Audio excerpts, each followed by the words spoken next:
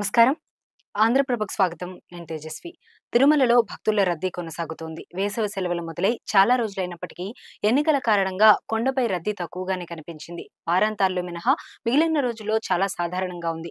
రాజకీయ నాయకులు కూడా ఎన్నికల ప్రచారంలో నిమగ్నం కావడంతో వీఐపీ బ్రేక్లో కూడా వీఐపీలు తక్కువగా కనిపించారు. ఈ నెల 13వ తేదీతో పోలింగ్ ప్రక్రియ పూర్తవడంతో ఇటు సాధారణ భక్తులు, అటు వీఐపీలు తరలివస్తున్నారు. దీంతో రద్దీ భారీగా పెరిగింది. శ్రీవారి ఆలయం, మాడవీధులు, అఖిలాండం, అన్నప్రసాద భవనం, లడ్డూ కౌంటర్ వంటి ప్రాంతాలు భక్తులతో కిటకిటలాడుతున్నాయి.